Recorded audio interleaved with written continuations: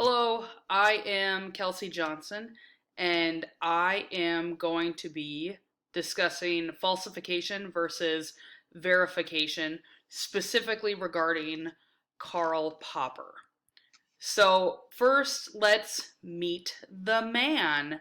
Karl Popper was a Vienna born philosopher of science who worked a majority of his time at the London School of Economics. He was a rationalist, I'll get to that later on, and he argues the difference between science and pseudoscience using the idea of falsification.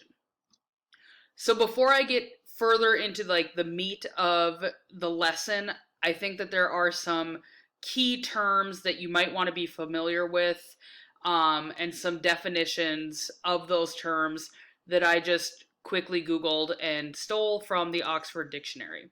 So you'll want to know what rationalism is, which is a theory based on reason and knowledge. Positivism is a theory based in science or logical mathematical proof. It's against metaphysics.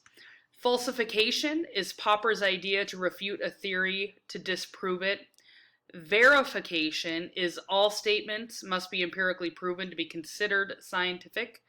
And epistemology is the theory of knowledge, especially with regard to its methods, validity, and scope.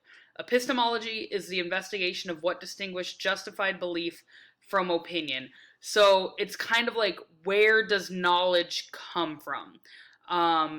And positivists believe that knowledge comes from like hard science. And what I mean by that is like the things that you can empirically use your five senses with: touch, touch, smell, taste, hear, and see. So if you can do that, then your epistemology lies in like a positive viewpoint. So now that we have the key terms figured out, let's get into the actual term we're looking at today, which is falsification. And it's kind of easy. The word is right there that'll help you out. So falsification, in Popper's view, is what he believed separated science from pseudosciences. And it's hypothesizing about something and testifying it out to essentially attempt to falsify it, like to prove that your theory or your hypothesis isn't true. Popper firmly believed that good scientists, that real scientists, don't set out to prove a hypothesis, they set out to disprove it. So let's dumb this down a little bit into common layman's terms, right? So an example is, every time I see a swan, it's white. So therefore, all swans must be white. So I'm going to hypothesize that all swans are white. Now I'm going to go test my theory, my hypothesis, and I'm going to search far and wide for any different colored swan. I'm going to ask my friends and family if they've seen a different colored swan. And if they haven't, that doesn't mean that my theory is correct. It just means that it's correct right now. So Popper always believed that you could argue and you can find more truth. So maybe with today's technology, I can't find a different colored swan in the location that I can search today. But that doesn't mean 100 years from now that I don't have the mobility to travel to Antarctica and search out a different colored swan there. It just means it's true right now. Or someone else might find a black swan. Now my theory is falsified, and I have gained new knowledge. With that, Popper believes that some theories are riskier than others. That means that there's a stronger ability to refute it. An example of a risky theory would be Einstein's theory of relativity.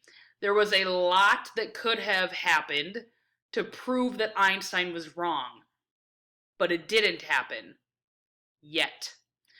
So right now we're holding on to Einstein's theory of relativity because no one's been able to falsify it yet. It just means it's true right now. Let's go back to this idea of science versus pseudoscience.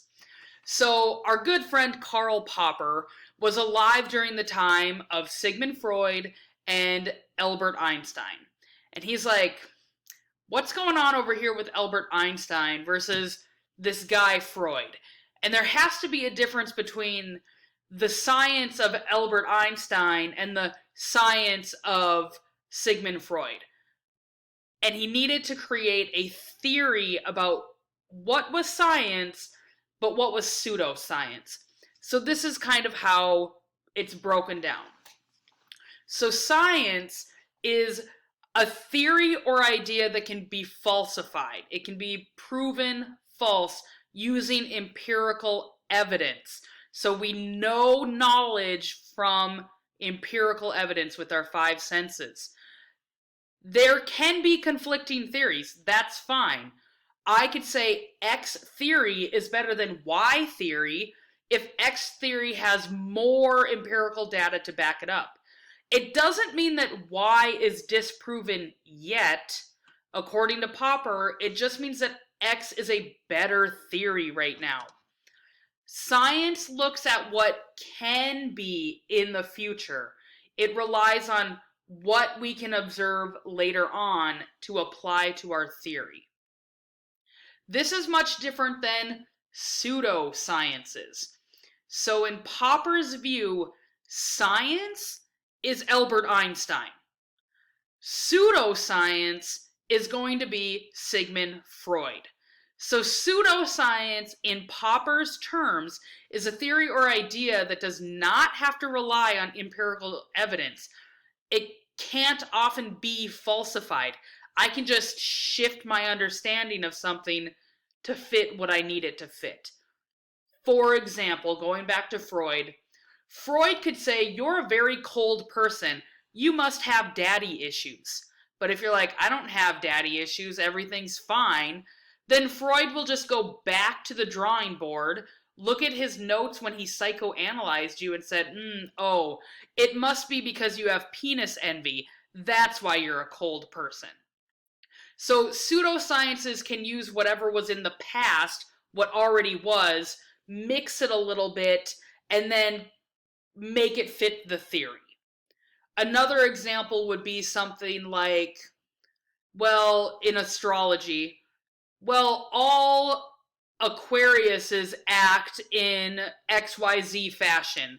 And I can prove that's true because I can look at these 10 celebrities and these famous people from history that were all Aquarians. That must mean that that is the way Aquarians act all the time. But there's got to be somebody out there that doesn't act that way, right? So that is where Popper would put pseudosciences. Which brings us to verification. So opposite of falsification is verification. So Popper wanted to get rid of this idea of verification and he replaced it with falsification. So what verifying means is that it implies that a scientist or a person found evidence to corroborate the theory's truthfulness. So all swans are white. I looked out my window. The only swans I ever see are white. I have just verified that my theory is true. Let's look at this big chunk from Thornton 2018. Scientific theories for him, for Popper, are not inductively inferred from experience, nor is scientific experimentation carried out with a view to verifying or finally establishing the truth of theories. Rather, all knowledge is provisional, conjectural, hypothetical. We can never finally prove our scientific theories. We can merely provisionally confirm or conclusively refute them. Hence, at any given time, we have to choose between the potentially infinite number of theories which will explain the set of phenomena under investigation. This is where we see Popper's rationalism come through. He was critical of everything, and he believed true knowledge came out by what we can falsify, because then we can set up another theory and test that empirically. So there is my lesson. And if you have questions, those are all the sources that I went to. I hope you learned something. I definitely did. Thanks so much.